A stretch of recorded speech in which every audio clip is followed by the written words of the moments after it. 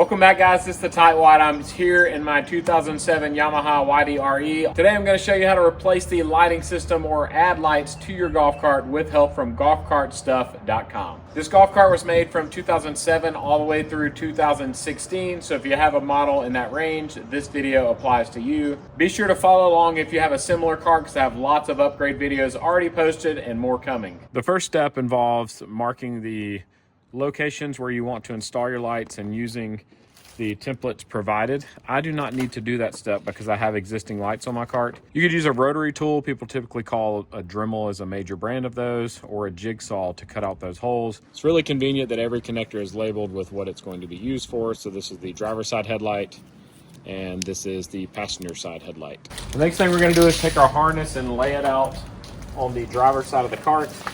You can quickly identify the back by the fuse here because it's nice, bright and red. Anytime you're working on your cart, always make sure you switch it to tow mode before you get started. To get started, I'm going to remove the existing light system, which I made the mistake of connecting to my 48-volt battery, and they're a 12-volt system. I just need to remove the screws and disconnect the clips. To run the wiring, I'm actually going to run it through the battery compartment, so I'm going to remove the seat. I'm going to take the entire rear end of the harness.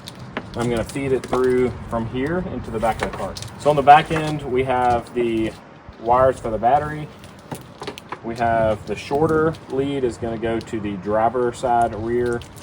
Then the longer lead is going to go to the passenger side rear. And I'm going to feed it back to where the rear is, making sure I'm avoiding all moving parts. So in my cart, you can see how I've got it set up, but I'm going to go in through this hole and up over the wheel well, and it'll come out here, so I can just reach my hand in here and pull it out. I'm gonna tape this to the cart so I know it doesn't slide back in, so I'll make sure I have enough slack in it to attach the tail light. I came behind all the wires for the motor, and I went on top of the fender here, and when I come back to the back, I can see the wire in there, and I can pull it out. Again, I'm gonna tape this until I get all the ones run to the front, and then we'll come back and start securing it. If you look in the center of the screen, you'll see two white zip ties. That is the wiring between the two rear tail lights, and I just attached it to that frame. So starting back by the motor, you can see it comes down the left side of the frame, or the driver's side of the frame, and I just attached it to existing wiring harnesses.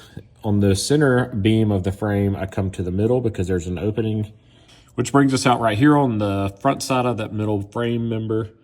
And I did drill a hole right here to secure it to the plastic pieces, and then we continue forward up into the front compartment. Up here we have quite a bit going on, but this is the main line coming up. I just secured it to the other wiring harnesses that were here. The wiring for the passenger side headlight splits off here. Driver side headlight splits off there. This is the wire that eventually I'll show you how to wire up for the braking timer. You have another small tube that comes down and goes into where the brake pedals are here. Then you have one more tube of wires that comes to the horn, which we'll discuss later as well. We need to remove the cup holder. It's just one screw. Then this part just pops up and it all lifts out. I'm gonna remove the old switch for the lights and the new switch. You just unscrew the cap and then you take off the nuts. And if you don't already have a hole here, you can drill a hole through that matches the same size as these threads. I'm going to have to make my hole bigger so it fits. You're going to put the hex nut on first and then the flat one. And now we're going to screw the cap back on. It's time to get the light started. I'm going to clean up a little bit before we do that. All right, so these are just push-in connectors. There's only one way to put them in, so you can't do it wrong. Slide this in, and it looks like it's gonna fit just right. The kit does come with screws. These are not painted black like the ones that I already had, so I'm actually gonna use the screws that I was using previously. For this step, just be very careful not to strip the holes when you're putting the screws in. I am going to be using a drill. If you're not experienced using a drill, I'd recommend using a screwdriver so that you don't strip anything out. And I'm gonna use a screwdriver to tighten them down. Now just repeat the same process for the other three lights. One thing I just noticed about these lights, which is nice, is you can adjust them. So if you've got your cart lifted at all, you can adjust the lights to aim a little bit lower so they're not shining up in the trees. The really nice thing about this lighting kit is it can go directly 48 volts to your battery, or you can run it through your reducer at 12 volts. Since I already have a reducer and I have some open spots, I'm going to go ahead and wire mine through my reducer, just in case I need to splice into this at a later time to run power for something else. Have it wired up with our positive here, negative here. Going to turn off our tow switch, put our keys in, pull this out, and hopefully we have lights. So I can see them in here. So I can adjust them up and down. They probably need to be all the way down because we do have our cart lifted. But we have both headlights on the front working. Got one rear and two rear working. So now if you've only bought the basic kit, you're done. If you bought the kit with the turn signals, we're gonna keep on moving. Since we've never used a turn signal, I'm not really sure how high we want it, but I'm guessing we want it fairly high. So I'm gonna start with it up here and we will adjust as needed. It comes with this hose clamp. We'll just tighten down. With the turn signal secured, we're gonna run this down here and into the cup holder area. I'm actually gonna come in from the bottom. So I use my multi-tool to cut a hole in here so that I could get these connectors in, and then the two white connectors are gonna connect together. This sleeve protects the wiring. Then you pull any excess wiring up through into this console and secure it. Once all your wires are nice and tidy, you can put the cup holders back on. Your kit should have come with two horns. We're gonna go with the 12 volt because that's how we wired ours. The next step is to remove the floor mat and the plate around the pedals. This is a pressure switch that attaches to the brake pedal for your brake lights.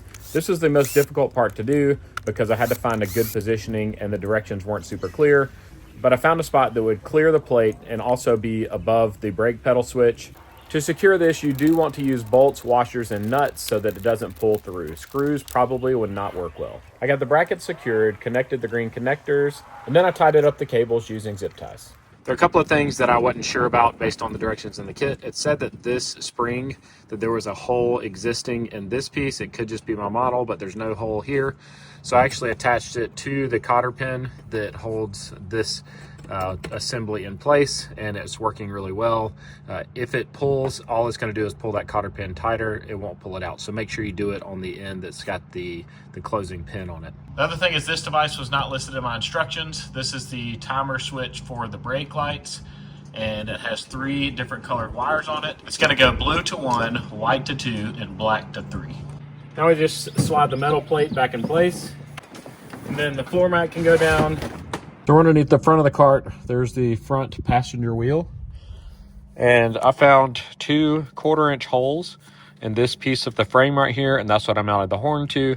I spread out the gold bracket where it's one on this side, one on this side. I did have to buy 1/4-inch bolts because I didn't have any in my kit. Let's test everything out, starting with the headlights and the hazards, and then move around to see the tail lights, testing out the blinkers. Here are the blinkers on the front. Test the horn. And now let's take it for a test drive. Now it's time for you to grab your kit from golfcartstuff.com and get your lights installed. Thank you so much for making it to the end of the video. It'd be awesome if you'd click that logo in the bottom left-hand corner to subscribe to my channel, and maybe even check out one of my other videos shown on the right. As always, I hope you guys have a great day.